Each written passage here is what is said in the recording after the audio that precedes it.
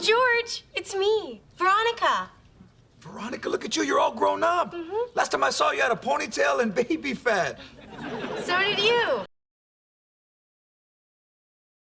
Hey guys, welcome back to the channel. There is a part here on the show that honestly rubs me the wrong way, and it's not necessarily for like even serious reasons. It's just the way that it goes down. And yes, this is going to be a two-part series because I feel this one can easily be explained a lot better that way, but also it's 2 episodes. As always, if you guys enjoy the content, remember to drop a like, subscribe, and drop any other episodes that you guys want me to cover.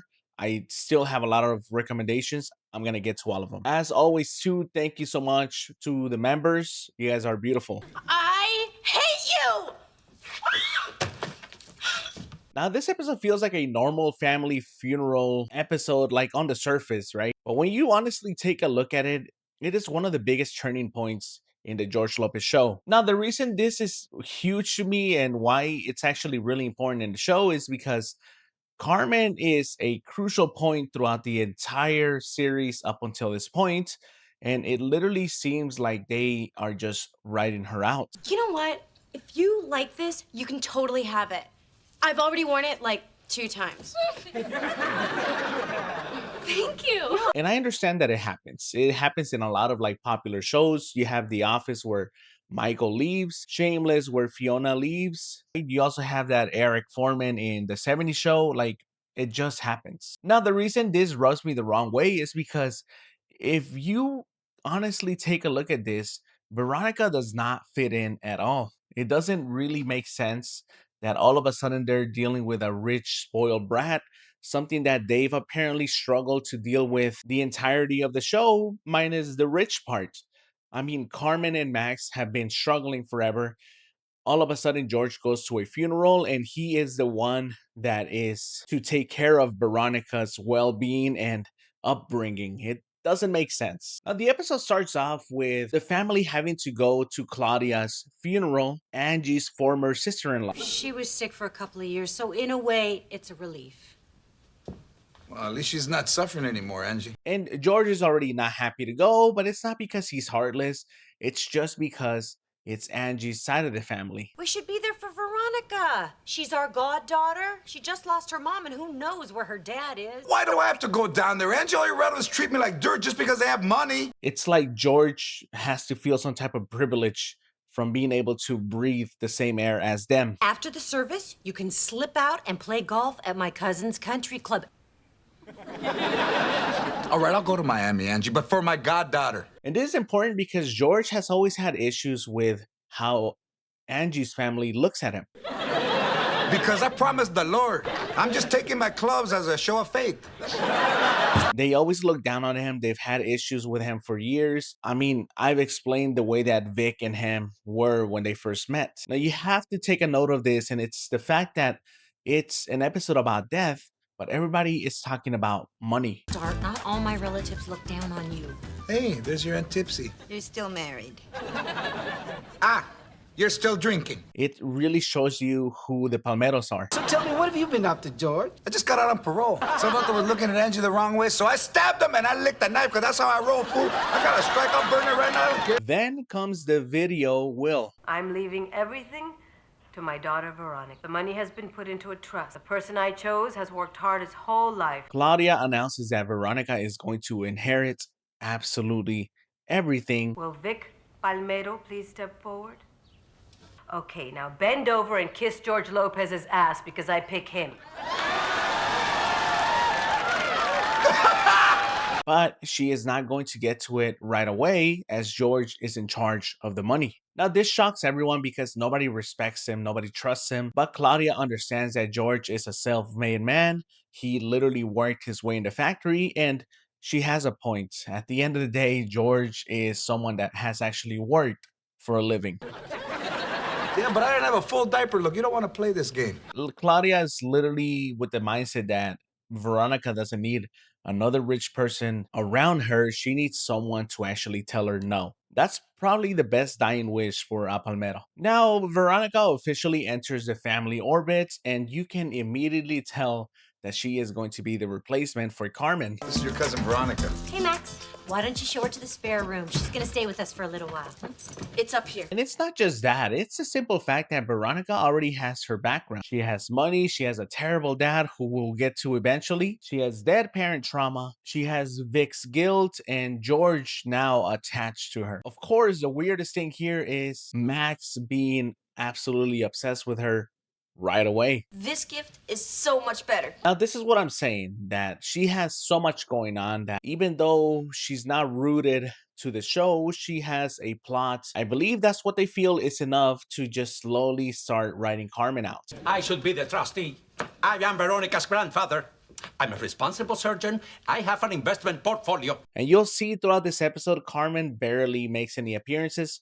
She barely talks. So in comes the plan of how they're gonna be doing this. I love my room. I'm just gonna need a few $1 million to redecorate. It's not gonna work like that. Your mom wanted you to prove to us you were mature enough. Us. Because Veronica wants her usual allowance. My own daughter limped around for a month because she wanted money for new shoes. George.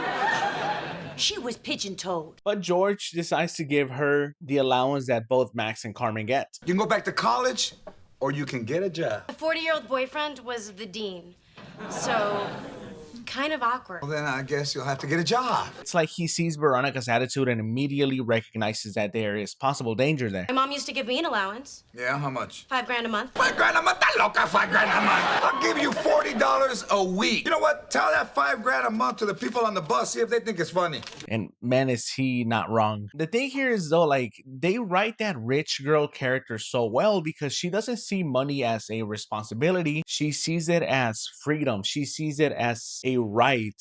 Like almost as if she's known money her whole entire life. $40? Is this a maturity test? You're trying to see if I'll cry. You know who cries? Babies.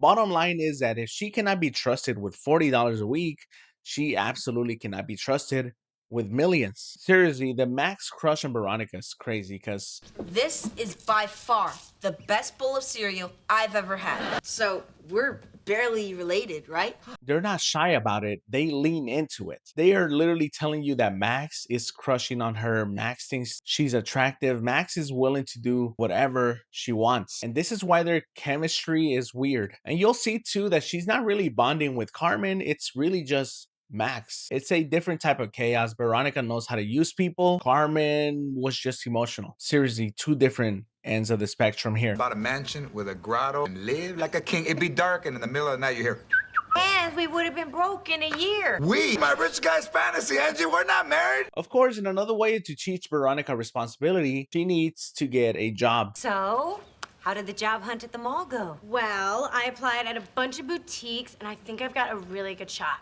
2 of the managers asked me out. One of them was a girl. Continue to see just how disconnected both of them are. How could you drag our son into shoplifting? When you know I'm trying to figure out how mature you are. Well, you only gave me $40 to live on. How else am I supposed to get nice things? And it's not because they don't know each other, it's just Veronica is very spoiled. Get a damn job. You're just jealous because you're poor. Like, if you thought Carmen and Max were spoiled, you have no idea. Look, I'm not poor. I own my own house. I have 3 cars, and I have hundreds of dollars in change buried somewhere on this property. Where are you going? Out. The climax of the episode literally happens when Veronica comes home late at night, high. I lost my key. It's 2 o'clock in the morning. What the hell are you doing? Oh, these are my friends I met at the club. In fact, they get so bad to the point that George gives up. You use your allowance to get high? Look, I don't want my kids exposed to this, so tomorrow morning I want you out of here. He tells her he wants her out of the house. Veronica's happy. What about my money? You can have it all because I don't want to see you again. I'm rich! And I have chips. Now you're just rich. And honestly, that should have been it until Vic decides to speak to George. Claudia did not want that to happen to Veronica, and that's why she made the right choice and picked you. Vic comes so humble and tells George that he is doing Veronica a disservice and he was trusted for a reason. Remember when Veronica was younger? He was a good kid. That was a long time ago. That kid is in there somewhere, so please save my granddaughter. He admits that he would not have done a great job because he ended up messing up his kids, 2 of them anyways. Then Vic reminds George who Veronica used to be. And this is enough to get George to snap out of bed and realize that Veronica does in fact need him. I guess I'll just take my check now. There you go. $40? That's your allowance for next week. And now George legit becomes almost like a surrogate father. He decides that he's not gonna have Veronica just go and mess up her life. You said that you were giving me my inheritance. I changed my mind. You think I'm gonna give you millions of dollars so you can screw up your life? What do you care? What, all of a sudden you're acting like my dad? When people talk about Carmen leaving the show, they usually jump straight to season 6 when she's no longer there, when she leaves for college. But honestly, the shift starts in this episode because they are literally showing you who is going to be her replacement. Hey, look, I'm the closest thing you got, okay? Look, I know you don't want to hear this, but this is what Dad say. Someday you'll thank me for this. And I'm going to continue part 2 on the next video. Make sure you guys subscribe. Make sure you guys drop a comment on this one. Tell me how you're doing. And I'll see you on that one. Goodbye. If you're gonna keep yelling, I'm gonna need another fatty. What's a fatty? One of Ernie's girlfriends. Now go to bed.